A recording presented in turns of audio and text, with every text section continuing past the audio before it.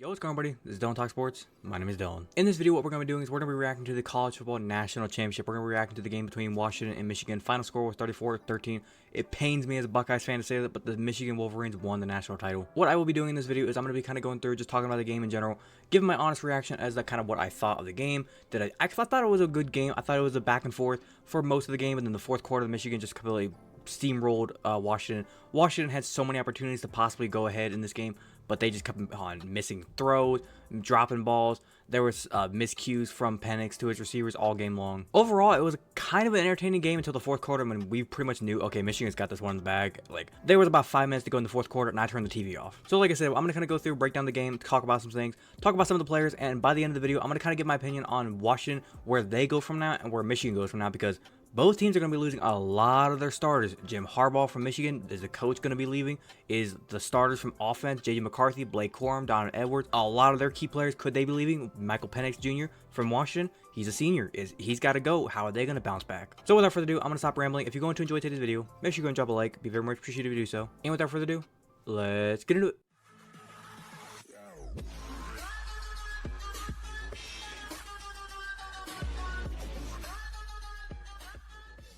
So let's kind of talk about the game in general. Like I said, it was an interesting game in the first half because Michigan, they went ahead and they just put up 2 back-to-back rushing touchdowns from Donovan Edwards. And in that moment, I was thinking, hello, Washington's defense, did you come to the game? Michigan got out to an early 17-3 lead. Washington, when they scored that first field goal, I was thinking to myself, what the fuck is going on? Michael Penix Jr. was just missing so many of his throws. There was a moment where they were up, I think 14-3, 17-3, where Washington had a chance. Michael Penix Jr. had, I think, a doozy off to the back right corner of the sideline, by the 20-15 yard line. It was going to be on 4th and 7. They had a chance to go get a touchdown right here, and he dropped the fucking ball. It was a deep pass. Some people say Michael Penix Jr.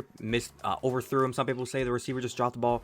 That's your opinion on what you think happened. From my vantage point, it looked like a little bit of both, so I'm not going to put blame on either guy. I'm going to put it on both, pretty much. But there was that miscue whenever they had to settle for the field goal in the first quarter.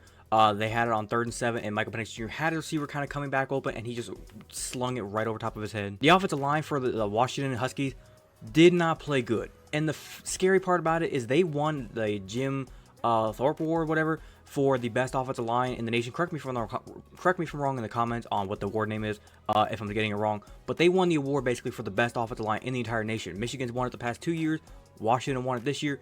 That did not look like a good offensive line. We kind of had a feeling maybe, oh, Washington, they could come into this game. Maybe they'll try to run the ball a little bit. Give Michael Penix Jr. some easiness, or give him some play action throws where he can chuck the ball down the field, get him some time in the pocket. They didn't do anything. We also had an opinion on what's Michigan going to do coming into this game. Are they going to rush 5, 6, 7 to try and get pressure on Michael Penix Jr.? Because when Michael Penix Jr. has time, that's when he excels. When he has pressure in his face, he doesn't do that good.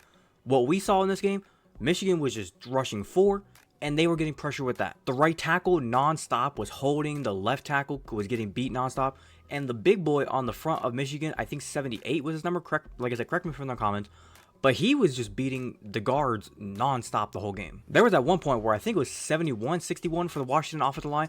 He got his ass pushed back into the line of scrimmage too easy by the Michigan defensive lineman. And I believe that was whenever Michael Penix Jr. got sacked around like the 5 yard line, way back in their own territory. That was a pancake, if you ask me. Kind of looking at some of the stats here. Here's the thing I want people to understand about Michigan, because I've seen so many people throughout the season, and there was at one point where Michigan fans were saying, J.J. McCarthy for Heisman. J.J. McCarthy is the best quarterback we've ever seen in college football. People, 10 of 18 for 140 yards, no touchdowns, no interceptions, 58.4 QBR. You didn't do a lot. Now, if J.J. McCarthy was going out here putting up 20 of 27 passing, 280 yards, had a touchdown, no interceptions, and that QBR was up around like 75, 80, I'd say, yeah, you put that up on a consistent basis, yeah, maybe a Heisman consideration, but you're just doing average work. You know, a lot of your throws are from play action, you're just running the ball, and you as yourself are also scrambling and running as well. So I want all the people in the comments that are going to be saying J.J. McCarthy is the best quarterback ever, and Jim Harbaugh who's trying to say J.J. McCarthy is the greatest college football player in the history of college football, stop that now. And you're probably saying, this is an Ohio State fan talking, why is he talking shit on Michigan?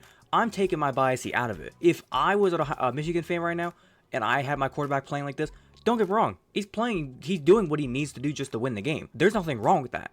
It's the fact of you guys are trying to make him seem like he's the best quarterback in college football. I would rather take Quinn Ewers. I'd rather take Jalen Milroe right now, even though Jalen Milroe got beat by J.J. McCarthy. When it comes to their overall skill, I'd rather have them. Michael Penix Jr., I would have rather had him. Jaden Daniels, I would have rather had him. Hell, Jackson Dart from Ole Miss, I'd rather have him than J.J. McCarthy. Now let's talk about the defenses real quick. Michigan's defense, I'm going to say it real quick, they played like an NFL roster. Like, there was people talking about this Michigan's defense, the way they were playing. Usually a college defense, they play different from an NFL defense. College defenses, they play their game, but they also kind of dictate to what the offense is wanting to do. From what I watched out of this Michigan defense, they played their game. They dictated, they communicated. There was times where Michael Penix Jr.'s things that he likes to do, he likes to get the crossers, he likes to get the little posts, the digs, the ins, the outs. He likes to mismatch and get the corners moving around.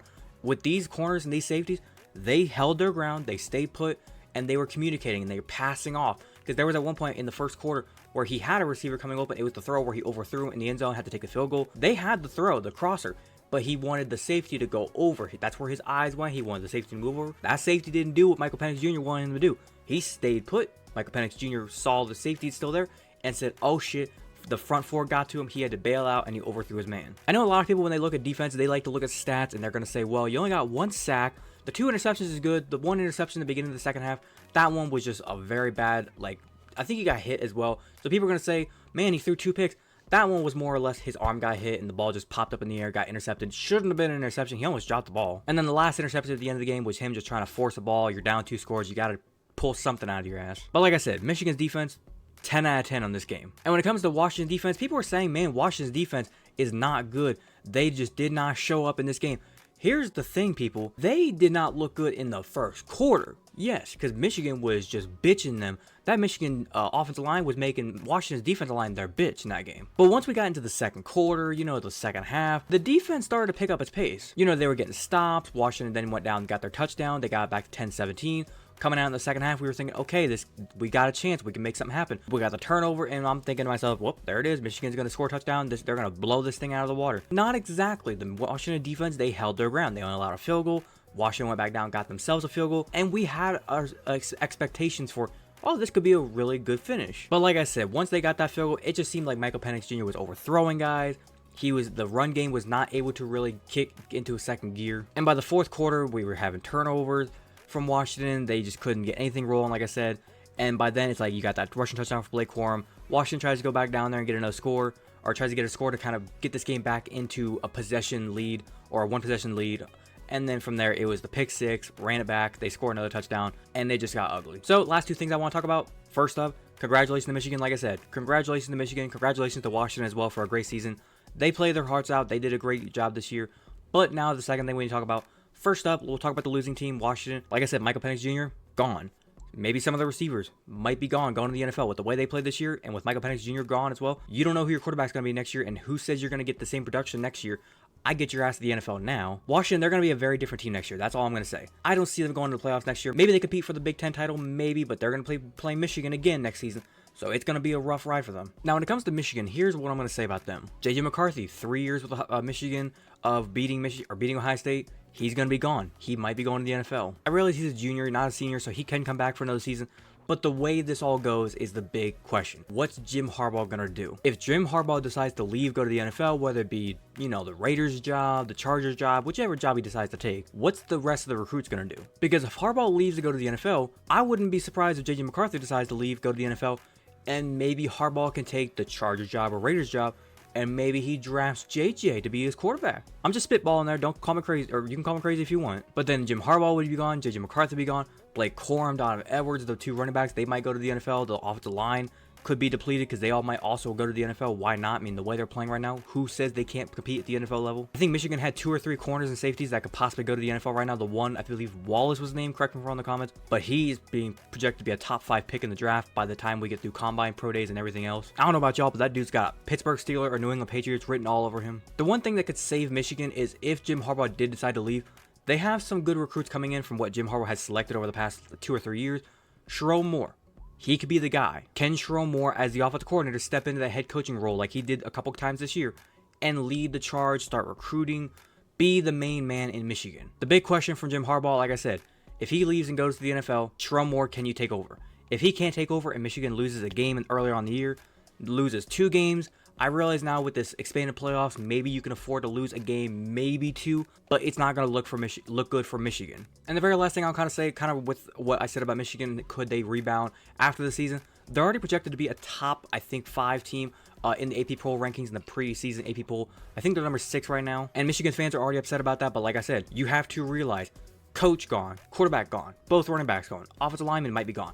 Roman Wilson, your receiver, could be gone. Some defensive starters could be gone. That's a big amount of players and coaches you have to fill. All I know is next season is going to be an exciting season. Like I said, congratulations to Michigan for winning the national championship.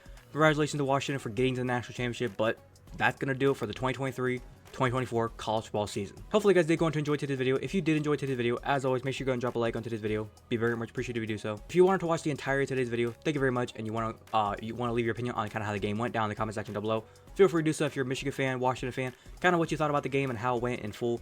If you think Washington slipped away in the second half, if you think Washington just choked the game, if you think Michigan just steamrolled them, whatever your opinion is on the game in general or on how the game went, leave it in the comment section down below. If you're a fan of the content that I do post here and you want to go and hit that big red subscribe button, feel free to do so, and do not forget to hit that little notification bell to be notified the second I post. But without further ado, this has been Donald Talk Sports. Have a great day.